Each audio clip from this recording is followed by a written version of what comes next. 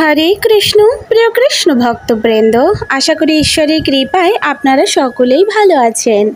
আজও আমি আপনাদের মাঝে উপস্থিত হয়েছি আরও নতুন একটি শিক্ষণীয় কাহিনী আপনাদের শ্রবণ করানোর উদ্দেশ্যে। তো আসুন শ্রবণ করা যাক। রাধে রাধে।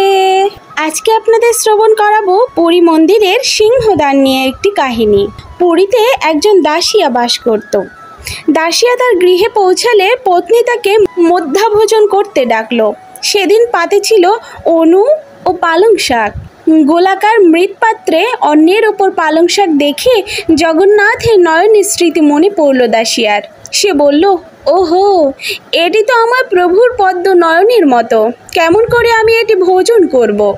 শিহরিত দেহে অশ্রুসিক্ত নয়নে সে বাক্রুদ্ধ হয়ে পড়ল। দাসিয়া যেন উন্মাদের মতো হয়ে হাততালি দিয়ে নৃত্য ও প্রলাপ করতে লাগলো। পরবর্তীতে অন্ন এবং পালং শাক আলাদা করে দিলে তবে দাসিয়া সেদিন ভোজন করে। দাসিয়া দিবারাত্রি ভগবানকে স্মরণ করতে লাগলো। একদিন সে রাত্রে শয়নের পূর্বে প্রার্থনা করল, ভগবান কি কৃপা করে আমাকে তার চতুর্ভুজ রূপ দর্শন করাবেন। দাসিয়ার মনের ভাব অবহিত হয়ে শ্রী জগন্নাথ দাসিয়ার সামনে উপস্থিত হলেন। দাসিয়া তৃপ্তি ভরে ভগবানকে দর্শন করে বলল, আমি রথের উপর যেমন দেখছি সেই একই রূপ এখন আমার সামনে বিদ্যমান।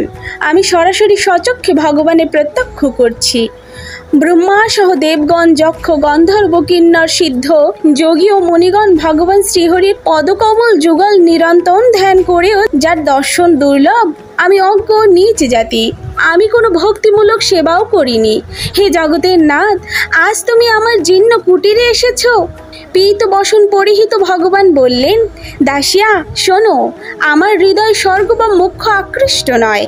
যে ভক্তি সহকারে আমার উপাসনা করে আমার চিত্ত তার প্রতি আকৃষ্ট হয়। তোমার ভক্তি ভাবে আমি প্রসন্ন। প্রিয় ভক্ত, তুমি বর প্রার্থনা করো।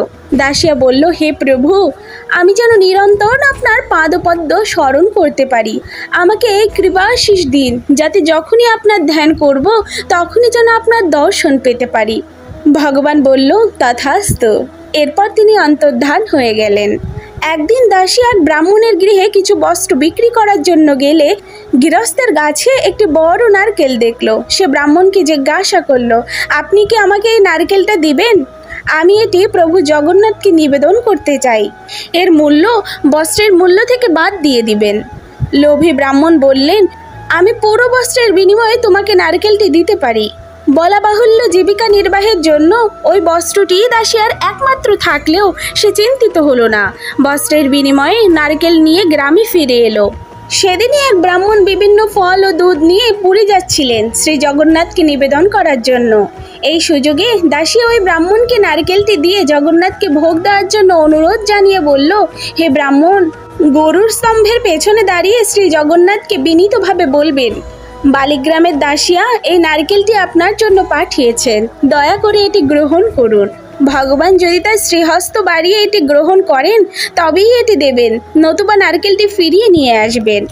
বলা বাহুল্য, দাসিয়ার শেখানো পদ্ধতি মোতাবেক ওই ব্রাহ্মণ বিধিপূর্বক ভগবান শ্রী জগন্নাথকে নিবেদন করলেন। জগন্নাথ স্বয়ং তা গ্রহণও করলেন। শ্রী জগন্নাথের এই অলৌকিক লীলা ও ভক্ত পারবশ্যতা দর্শন করে ব্রাহ্মণ আনন্দ বিহুল হয়ে কাঁদতে লাগলেন। তিনি বললেন, বালিগ্রাম দাসিয়া, তুমি তোমার পিতামাতার ধন্য সন্তান, তোমার গ্রাম ধন্য। ভগবান তোমার উপর কতই না প্রসন্ন। মন্দিরের মধ্যে এই ঘটনার খবর তড়িৎ গতিতে ছড়িয়ে পড়ল। প্রত্যেকেই বালিগ্রামের দাসিয়ার তার বিশুদ্ধ ভক্তির জন্য সাধুবাদ জানাতে লাগলো। একবার দাসিয়া পুরী যাওয়ার সময় খুব বড় বড় 4টি সুমিষ্ট আম নিয়ে গেল। যখন সে সিংহদ্বারে পৌঁছালো তখন পাণ্ডারা তাকে অনুরোধ করতে লাগলো এবং রীতিমতো কারাকারি লেগে গেল পাণ্ডাদের মধ্যে। দাসিয়া বলল, এই আমগুলো এনেছি শ্রী জগন্নাথকে দেবার জন্য, আপনাদের কাউকে আমার প্রয়োজন নেই। দাসিয়ার এহেন আচরণ দেখে পাণ্ডারা দাসিয়াকে ভৎসনা করতে লাগলো। দাসিয়া আমের ঝুড়িটি সন্তর্পণে ভূমিতে রেখে নীল চক্রের দিকে তাকিয়ে প্রণাম করে বলল, হে ভগবান, এই আমগুলি আপনার সম্পত্তি, কৃপা করে আপনি এইগুলো আস্বাদন করুন। ব্রাহ্মণরা এগুলোর জন্য পরস্পর কলহ করছে। এই বলে দাসিয়া দুটি আম হাতে নিয়ে নীলাচল চক্রকে দেখালো। অবিশ্বাস্যভাবে তৎক্ষণাৎ আম দুটি অদৃশ্য হয়ে গেল। ব্রাহ্মণ সহ দর্শনার্থীরাও সরাসরি প্রত্যক্ষ করলো দাসিয়ার হাত থেকে আমগুলি যেন অদৃশ্য হয়ে যাচ্ছে। ব্রাহ্মণগণ দাসিয়াকে চ্যালেঞ্জ করে বলল, এ তোমার সম্মোহন, জাদুর কারসাজি, ভেলকিবাজি। দাসিয়া বলল, আপনারা মন্দিরে গিয়ে দেখুন। বিস্ময়ে বিভূত হয়ে পাণ্ডারা দেখলেন গর্ভমন্দিরের চতুর্দিকে আমের আটি ও খোসা ছড়িয়ে ছিটিয়ে আছে। লজ্জিত ব্রাহ্মণেরা দাসিয়াকে বললেন, তুমি প্রভুর একজন মহান শুদ্ধ ভক্ত। তুমি তোমার অকৃত্রিম ভক্তির দ্বারা প্রভুকে বশ করেছ। তোমার তুলনায় আমরা কিছুই নই, আমরা লজ্জিত। ব্রাহ্মণেরা দাসিয়াকে শ্রী জগন্নাথের মালা পরিয়ে দিয়ে আশীর্বাদ করলেন। দাসিয়া ব্রাহ্মণগণের চরণে লুটিয়ে পড়ে তাদের চরণধূলি নিয়ে সর্বাঙ্গে মাখল। তারপর দাসিয়া করজোড়ে ভগবানকে প্রণাম জানিয়ে বলল, হে চক্রপাণি, তোমার সকল রূপ আমাকে দেখাও, যাতে আমি নির্মল ও পবিত্র হতে পারি।